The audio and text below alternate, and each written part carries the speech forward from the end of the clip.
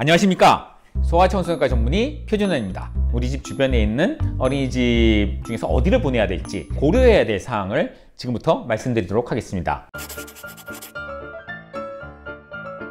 직원을 채용할 때 어떤 요건을 가지고 직원을 채용하는가, 이걸 좀 보셔야 되죠. 그래서 2년제 이상의 대학을 졸업을 하고 최소한의 건강 요건을 갖춰야 되고 기본적인 예방접종을 받아야 되고 하는 그런 아주 기본적인 요구사항이 있는지, 그리고 이 선생님들이 이제 아동 발달에 대한 배경 지식이 있을 거고 아마 아이를 직접 키우고 있는 그런 분들도 많이 있을 겁니다. 그리고 이분들을 감독해야 될 그 이사들이죠. 그 어린이집의 이사들은 일반적으로 대학 학위와 수년간의 경험을 가지고 또 아동 발달, 행정 모든 분야에서 전문적인 어떤 자격을 가지고 있는 분들이 많습니다.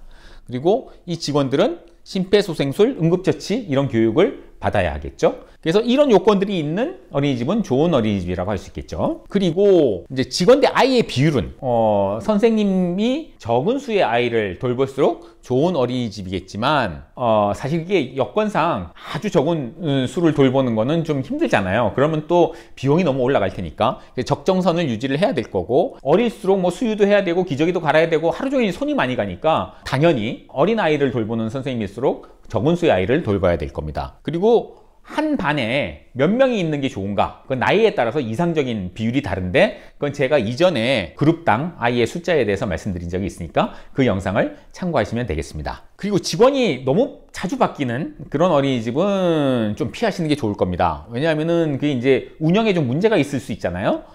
물론 이제 어린이집 선생님들의 처우가 그렇게 훌륭한 게 아니라서 이직률이 높은 게 사실이죠. 그렇다 하더라도 너무 자주 바뀌는 어린이집은 좀 피하는 게 좋을 겁니다. 그리고 당연한 얘기지만 어린이집 선생님들이 담배를 피우면 안 되겠죠. 물론 뭐 그 안에서야 당연히 금연이겠지만 밖에 나와서 피우는 것도 허용이 돼서는 안 됩니다. 밖에서 피우고 들어오더라도 아이들한테 건강에 영향을 주는 걸로 되어 있기 때문에 근무하는 동안은 금연이 원칙으로 되어 있어야 될 겁니다. 그리고 이 아이를 돌보는 선생님들이 뭐 기본적인 백일의 백신이나 인플루엔자 백신을 접종을 했는지에 대한 것도 규정에 되어 있어야 할 겁니다. 그리고 그 어린이집이 추구하는 프로그램의 목표가 무엇인지 그걸 좀 알아보고 나의 철학과 일치를 해야 될 겁니다. 어떤 데는 뭐 어떤 새로운 거를 가르치고 하는 쪽에 더 초점을 맞추는 데도 있을 거고, 종교단체 산하 시설로 돼 있어서 그 종교단체가 추구하는 거를 이 아이를 돌보는데 어떤 프로그램으로 들어갈 수가 있죠. 뭐 예배를 본다든지 뭐 하는 식으로 종교적인 색채가 들어갈 수 있기 때문에 그런 것도 나오고 맞는지도 따져봐야 될 거고요. 또 어떤 데는 뭐 아이들 자율에 너무 맡기고 좀 느긋하게 이렇게 돌보는 데도 있을 겁니다. 그래서 어느 쪽의 목표를 갖고 있는지, 그게 나의 어떤 철학이나 나의 목표와 일치하는지 그것도 따져봐야 될 겁니다. 그리고 입학 절차를 또 보셔야 돼요. 입학 절차가 어떤지, 아이에 대한 자세한 정보를 이렇게 물어보는 어린이집이 또 좋을 겁니다. 왜냐하면 아이에 대한 자세한 정보를 많이 알면 알수록 좋은 방향으로 아이를 돌볼 수 있기 때문에 입학할 때 아이에 대해서 자세한 정보를 요구하는 어린이집이 조금 더 좋은 어린이집이라고 우리가 볼 수 있겠습니다. 그리고 그 보육을 하는 선생님들이 자격증이 있는지, 건강증명서를 있는지, 예방접종을 맞았는지, 그리고 또 거기에 이제 그 맡겨지는 아이들도 그 예방접종을 다 맞았는지 확인이 돼야 될 겁니다. 그래서 접종을 안 한 애들은 아예 입학이 안 되는 그런 시스템이 있어야 될 겁니다. 그리고 아이가 아플 때 어떻게 처리가 되는지 거기에 대한 규정도 우리가 한번 살펴봐야 될 겁니다. 거기에 대한 명확한 규정과 그렇게 합리적인 규정이 있어야만 좋은 어린이집이 될 수 있겠죠. 또 이제 비용은 어떻게 되는가? 비용도 뭐 내가 감내할 수 있을 정도의 합리적인 비용이 돼야 되겠죠. 뭐 너무 높은데 무리해서 이렇게 보내다가는 또 문제가 될 수 있고, 또 무조건 싸다가 좋은 건 아니니까 그 비용이 구체적으로 어디에 들어가고 어떤 비용으로 쓰이게 되는가 하는 거, 그리고 아이가 병으로 결석을 하거나 뭐 휴가를 갈 때도 비용이 지불돼야 되는가 하는 거를 다 따져봐야 될 겁니다. 그리고 아이가 일반적인 보통 날에 어떤 활동을 하는가, 뭐 신체 활동, 그리고 휴식 시간, 이게 다 이제 골고루 혼합되어 있어야 할 거고, 식사 시간, 간식 시간이 딱 정해져 있어야 되겠죠. 이건 뭐 대부분의 어린이집이 다 갖춰져 있을 겁니다. 그리고 부모의 참여가 어느 정도까지 허용이 되는가, 아무 때나 부모가 와서 이렇게 견학을 할 수 있는지, 아니면 특별한 시간만 부모의 면회가 이제 금지된다든지 하는 식의 어떤 규정이 명문화가 되어 있는가, 그리고 되게 이제 좋은 어린이집은 좀 오픈되어 있죠. 그래서 이제 뭐 부모의 의견도 잘 듣고 또 부모의 협조가 필요한 경우에는 이제 그리고 협조를 구해서 부모의 도움도 이렇게 받을 수 있게끔 이렇게 많이 오픈되어 있을 겁니다. 그렇지만 또 필요한 경우에는 폐쇄적으로 할 수 있도록 합리적인 규정이 잘 갖춰져 있어야 할 겁니다.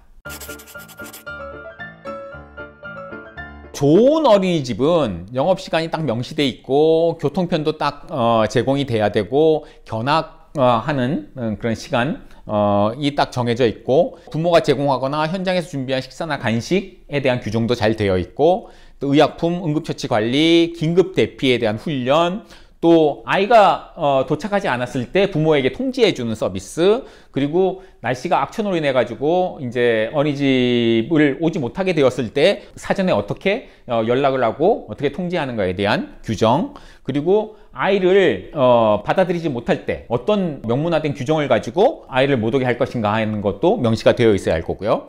그리고 부모가 제공해야 되는 용품이나 장비 같은 것도 다 명시가 되어 있어야 할 겁니다. 그리고 이제 수면 준비는 어떻게 하고 특별한 날에 축하를 어떻게 할 것이며 또 부모가 낮이나 밤에 직원에게 어떻게 연락하는지에 대한 규정도 되어 있을 겁니다. 그리고 아이가 어떤 진병을 알고 있을 때는 자가 격리를 해야 된다는 규정도 되어 있어야 될 거고요. 그리고 보안이 잘 되어 있어야 할 겁니다. 어린아이들을 이렇게 돌보는 시설이기 때문에 낯선 사람이 아무나 들어온다든지 아니면은 낯익은 사람이지만 좀 이상한 행동을 할 때 그 사람을 어떻게 제지를 하고 어떻게 이제 막을 것인가에 대한 규정도 잘 갖춰져 있어야 할 겁니다. 그리고 아이들이 규율을 지키지 않고 행동 문제가 생겼을 때 어떻게 대처할 것인가에 대한 규정도 되어 있어야 합니다.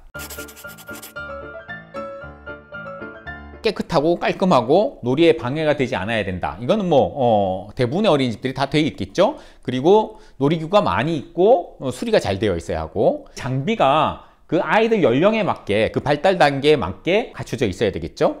그리고 아이들이 막 심하게 놀 때 기어오르고 막 집어던질 수 있는 장난감으로 갖고 놀 때 어른들이 그거를 잘 감시하고 위험하지 않도록 제지를 할 수 있는 그런 이제 시스템이 되어 있어야 될 겁니다. 그리고 음식도 청결하게 잘 보관이 되어 있어야 되고 가장 이상적으로는 그 어린이집에서 직접 음식을 조리를 하는 것이 가장 좋겠죠. 바로 만들어진 음식으로 하니까 문제가 생길 여지도 적은 데다가 음식도 더 영양가가 있을 겁니다. 그리고 음식을 취급하는 구역과 뭐 화장실 또 기저귀 가는 구역은 다 엄격하게 분리되어 있어야 되겠죠. 그리고 기저귀 가는 구역은 사용하기 전에 청소와 소독이 되어 있어야 되고 사용하고 나서도 또 역시 청소하고 소독을 해야 할 겁니다. 그리고 이제 손 세척을 하기 위한 세면대가 잘 갖춰져 있어야 되고 이건 이제 뭐 아이가 도착했을 때 한 보육그룹에서 다른 보육그룹 이동할 때 음식을 먹기 전후, 약을 먹기 전후, 또 물놀이를 한 후, 기저귀를 갈고 화장실을 쓰기 전후, 또 체액을 취급한 후, 샌드박스에서 놀고 또 폐기물을 취급한 후 항상 손을 씻게. 코로나 이전에 비해서 이런 인식들이 많이 좋아졌어요. 격리 해제도 되고 마스크도 이제 실내 마스크도 해제가 되고 해서 경각심이 많이 떨어졌지만 이 위생에 대한 관념이나 이런 습관은 계속 잘 유지됐으면 하는 바람이 있습니다. 그리고 유아용 변기 의자를 안 쓰는 게 좋아요. 왜냐하면 설사를 할 때는 이 유아용 변기 의자가 감염원이 될 수 있기 때문에 되도록이면은 유아용 변기 의자를 쓰지 말고 화장실에 있는 변기에 유아용 그 변기를 설치를 해서 쓰는 것이 좋습니다. 그리고 가끔 뉴스를 보면 아이들이 낮잠 잘 때 영아 돌연사 증후군이라서 사망했다 이런 뉴스가 나오는데 아이들은 낮잠 잘 때도 조심해야 됩니다. 돌이 안 된 아이들은 영아 돌연사 증후군 위험이 있기 때문에 항상 아이들이 낮잠을 잘 때도 거의 선생님들이 이렇게 아이들의 그 잠자는 소리 그리고 아이들의 그 잠자는 모습을 보면서 안전한지 수시로 점검을 하는 그런 시스템이 되어 있어야 합니다.